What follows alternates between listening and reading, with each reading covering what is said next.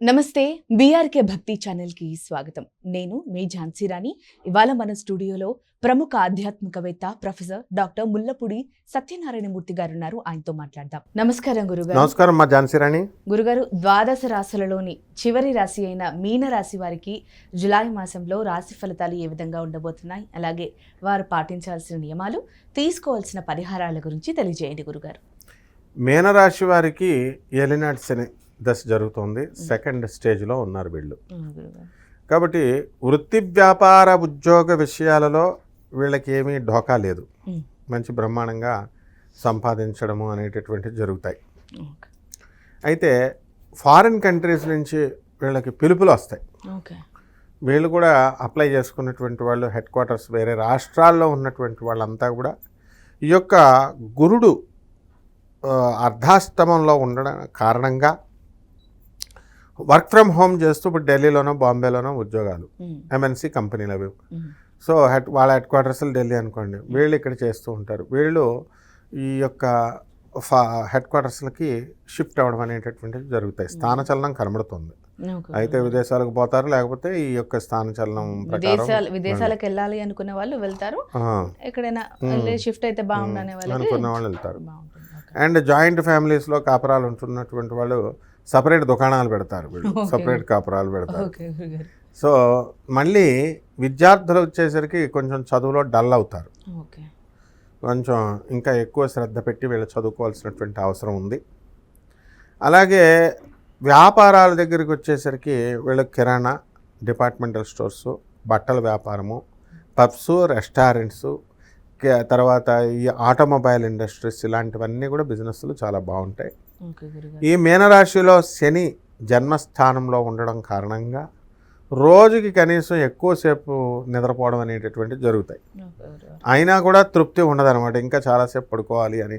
ప్రతి పని కూడా బద్ధకంగా చేయడము, కొంచెం నిదానంగా చేయాలి అని అనుకోవడము, ఈ రకంగా జాప్యము అనేటటువంటిది ఉంటుంది. అండ్ అనేక రకమైనటువంటి ప్రాబ్లమ్స్ వీళ్ళకి వచ్చినప్పటికీ కూడా ఈ యొక్క మీనరాశి వారు తమ చాకచక్యంతో ఈ పనులు అనేటటువంటివి సాధించుకొని వెళ్తారనమాట. అలాగే వీరికి వ్యయములో ఉన్నటువంటి రాహు ఉన్నాడు. ఆ రాహువు మనకి వ్యయస్థితిగతుడైన కారణంగా వితండ బాధలు చేయడము, నిద్ర లేకపోవడము, పిశాచ బాధలు ఉంటాయి వీళ్ళకి. అంటే దెయ్యాలు పడతాయి అంటాం, మనమేమో నమ్మం. దెయ్యాలు ఉంటాయి అసలు ఫస్ట్ అంటాం. దెయ్యాలు పడతాయి, వీళ్ళు పడుకున్న మంచం ఇలా ఊగుతున్నట్టు వాళ్ళకి మాత్రమే కనబడతా ఉంటుంది. నిజమే, మరి అది నాకే అయ్యింది ఎన్నోసార్లు. మంచంలో ఇప్పుడు నేను కాలేజీలో విజయవాడలో రామన్ అకాడమీ అని ఉంది. మా ప్రిన్సిపల్ సారు, మా వెంకటేశ్వర సార్ అని ఉండేవారు. మా వాళ్ళే కాలేజ్ రన్ చేస్తే సరదాగా వెళ్ళాం. వెళ్తే ఒక మంచం కేటాయిస్తారు. మేము స్టూడెంట్స్ అప్పుడు సరదాగా స్టూడెంట్స్ మధ్యలో ఒక బెడ్ ఇచ్చారు. బెడ్ ఇస్తే నాకేం తెలుసు, నేను వెళ్ళి నా బెడ్ మీద పడుకుంటున్నా. అందరూ స్టూడెంట్స్ వైపు నా వైపు వింతగా చూస్తున్నారు. ఏంటి ఇలా నా వైపు వింతగా చూస్తున్నారు, నాకు డౌట్ వచ్చింది అప్పుడే. సరే నాకు ఎందుకని నేను వెళ్ళి పడుకున్నా, అక్కడ నా బ్యాగ్ పెట్టుకున్నా. పడుకున్న తర్వాత మర్నాడు రాత్రి కలలు, ప్రొద్దున్న మంచం ఇలా ఊగుతుంది. నాకు తెలుస్తుంది నేను ఇలాగే ఉన్నాను, ఊగుతుంది. ఏంట్రా బాబు ఊగుతుంది అనుకుని ఇలా చూస్తున్నాను, అబ్జర్వ్ చేస్తున్నాను. ధబీమని లేచి పారిపోయి మా ప్రిన్సిపల్ సార్ దగ్గరికి వెళ్ళి, సార్ దెయ్యం పట్టుకుంది సార్ అన్నాను. అప్పుడు వాళ్ళు ఏమన్నారు, ఏంట్రా నువ్వు స్టూడెంట్, సైన్స్ స్టూడెంట్ నువ్వు, మేము ఎకనామిక్స్ వాళ్ళం, నువ్వు మాకు ధైర్యం చెప్పాల్సింది పోయి మా ధైర్యం నువ్వు భయపడుతున్నావు, నువ్వు మమ్మల్ని భయపెడుతున్నావు అన్నాడు మా ఉమామేశ్వరరావు సార్. అప్పుడు నేనన్నా, లేదు సార్ నిజంగా జరిగింది అన్నాను. అంటే వాళ్ళల్లో ముఖాలు చూసుకుంటున్నారు. సంథింగ్ ఫిషీ అని నాకు అర్థమవుతుంది. ఆ తర్వాత ఒక స్టూడెంట్ చెప్పాడు, ఆ ముందు రోజు రాత్రే ఒక స్టూడెంట్ ఆ మంచం మీద ఉన్నవాడు బాత్రూంలో సూసైడ్ చేసుకుని 5:30 చచ్చిపోయాడు. వాళ్ళ బాడీని పంపించారు, ఆ మంచం నాకు కేటాయించారు. కాబట్టి డెఫినెట్గా జరుగుద్ది.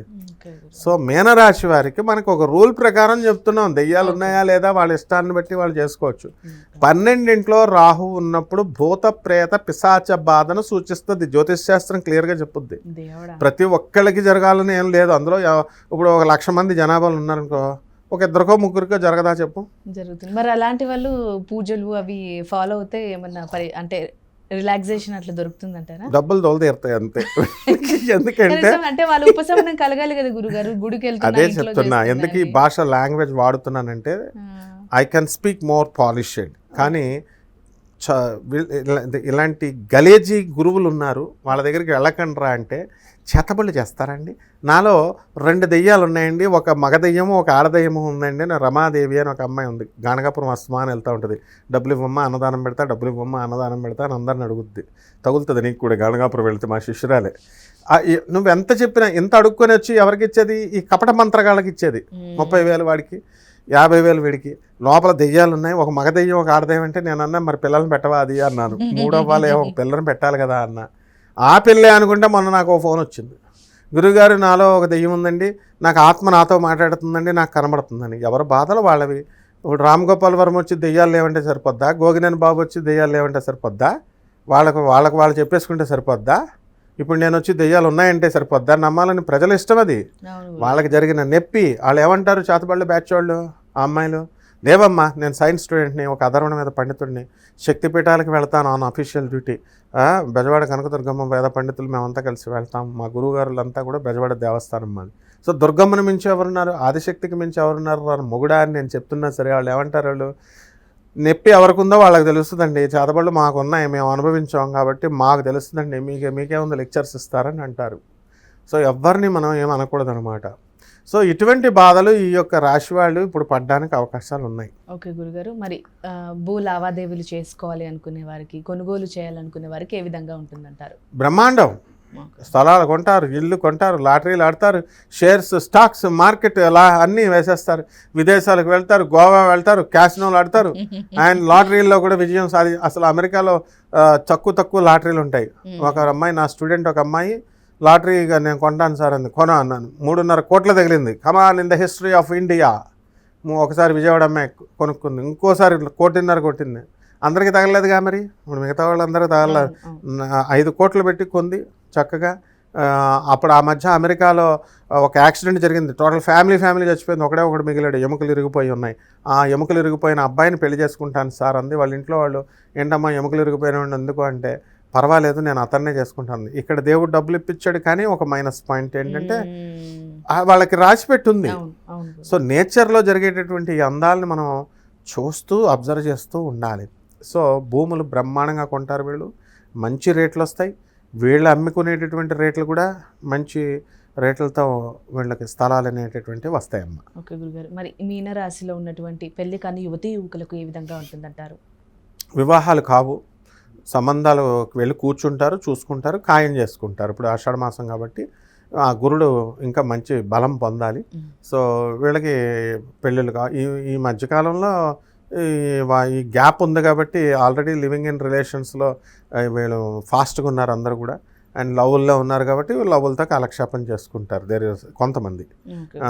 కొంతమంది they will wait sincerely for the auspicious time. కొంత టైం ఉంది ఇంకా వివాహాలకి. ఓకే, మరి మీనరాశి వారి సంతానానికి అంటే సంతాన అభివృద్ధి ఏ విధంగా ఉంటుందంటారు? డెవలప్మెంట్ బాగుంటుంది, పిల్లలు చక్కగా మంచి వృద్ధిలోకి వస్తారు. పిల్లల డిసిప్లిన్, పిల్లల ఆటలు, వాటి పాటలను చూసి వీళ్ళు వెరీ హ్యాపీగా వీళ్ళు మీనరాశి వాళ్ళు ఉంటారు.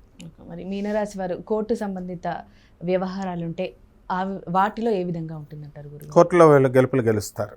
ఓకే గురుగారు, అలాగే మీనరాశిలో ఉన్నటువంటి టీవీ, మీడియా, సినీ రంగానికి చెందిన వారికి ఏ విధంగా ఉంటుందంటారు? చీఫ్ మినిస్టర్స్ అవుతారు. స్మృతి ఇరానీ యాంకర్, టీవీ రంగంలో నుంచే యాక్టర్ అవ్వలేదా? హ్యూమన్ రిసోర్సెస్ డెవలప్మెంట్ మినిస్టర్ అయ్యింది, మోడీ గారే ఇచ్చారు. 2 times 3 times అట్లా చేసేసింది. సో ఇందులో టీవీలో అన్ని మీడియాల్లో ఉన్నటువంటి యాంకర్లు వీళ్ళంతా కూడా మీనరాశి వాళ్ళు, దే కెన్ బికమ్ మినిస్టర్స్. నీకు కూడా అవకాశం ఉంది, నువ్వు కూడా నామినేషన్ వేసేయి. అందుకనంటే బ్రహ్మంగారు ఎప్పుడో చెప్పారు, ముఖానికి రంగు వేసుకున్నటువంటి వాళ్ళు సినిమా వాళ్ళే అవసరం లేదు, మీడియా రంగంలో ఉన్న వాళ్ళు కూడా, జర్నలిస్టులు కూడా వాళ్ళు అవుతారని బ్రహ్మంగారు చెప్పినట్టే అయ్యింది. గురుగారు, మరి మీనరాశి వారు ఎటువంటి నియమాలు పాటించాలి, అలాగే తీసుకోవాల్సిన పరిహారాల గురించి తెలియజేయండి. ఏలినాటి శని కాబట్టి శని జపం చేసుకోవాలా, శని స్తోత్రాలు చదువుకోవాలా. శనికి 1.5 కిలో నల్ల నువ్వుల్ని, నల్లని వస్త్రాన్ని పేద బ్రాహ్మణులకి శనివారం నాడు ఉదయం 8 గంటలకి దానం చేసుకోవాలా. దశమహావిద్యల్లో ఒకటైనటువంటి ఈ శనీశ్వరుడి యొక్క మహాకాళి అమ్మవారి యొక్క హోమాన్ని వీళ్ళలో జరిపించుకోవడం ద్వారా బ్రహ్మాండంగా ఉంటుంది. ఏమండి మరి ఇవన్నీ చేయడానికి మా దగ్గర డబ్బులు లేవండి అనే వాళ్ళకి ఇంకోటి ఉంది.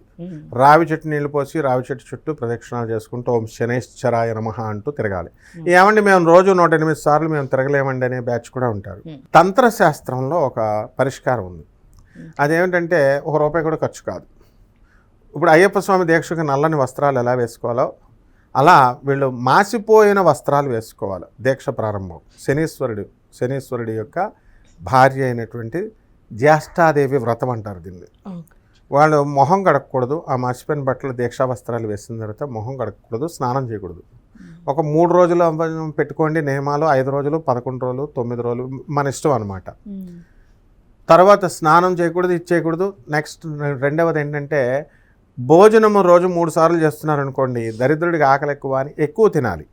బ్రహ్మదేవుడు ఏం చేశాడంటే సృష్టించిన తర్వాత మానవులందరికీ దండోరా వేపించాడు. ఏమని వేపించాడు? 3 సార్లు స్నానం చేయాలి, ఒక్కసారే భోజనం చేయండి అని. వీళ్ళు ఏం వేసాడు? ఆడు మర్చిపోయి డప్పేసేవాడు. 3 సార్లు తినాలి, ఒక పూటే స్నానం చేయాలి, ఒకసారి స్నానం చేయాలి అన్నాడు. అప్పటి నుంచి మనం 3 సార్లు వచ్చేసింది భోజనం. ఈ దరిద్ర దేవతకి మనకు డబ్బు లక్ష్మి బాగా రావాలంటే ఇది కంపల్సరీ ఎక్కువ సార్లు తినాలి. ఆముదం కానీ నువ్వుల నూనె కానీ రాసుకోవాలా. అండ్ మోస్ట్ డర్టీగా ఉండాలన్నమాట. పడుకోవాలా 24 గంటలు. సింపుల్ బద్దగస్తులకి ఇది మంచి ఉపయోగం. ఇది దీంతో జ్యేష్ఠాదేవి వెళ్ళిపోతుంది అనమాట. జ్యేష్ఠాదేవి వెళ్ళిపోయిందంటే లక్ష్మీదేవి ఉన్నట్టు. ఇక్కడ ఏంటంటే కాకపోతే ఒక్క రూల్ ఏంటంటే ఎవరింటికి వెళ్ళకూడదు. ఈ డ్రెస్సు ఈ దీక్షలో ఉన్నవాళ్ళు, అయ్యప్ప దీక్షలో ఉన్నవాళ్ళు అందరూ ఇళ్ళకి వెళ్ళొచ్చు. దరిద్ర దేవత దీక్షలో ఉన్నటువంటి వాళ్ళు ఎవరింటికన్నా వెళితే ఆ ఇంటెన్సిటీ, ఆ పవర్ ఎక్కువ కాబట్టి ఎవరితో కూడా మాట్లాడకూడదు. మాట్లాడితే వాళ్ళు ఒక భార్యాభర్తలు మంచి అన్యోన్యంగా కాపురం చేసుకుంటున్న వాళ్ళు ఇంటికి వెళ్తే వాళ్ళు గొడవలు కొట్టుకొని చచ్చిపోతారు.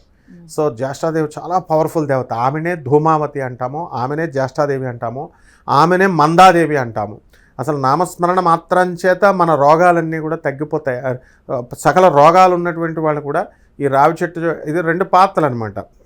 డివైన్ పాత్లో అలా వెళ్ళిపోవాలి. ఇది కూడా డివైన్ పాతే. కాకపోతే మ్యాథమెటిక్స్లో మనము direct method and indirect method అని 2 ఉంటాయి.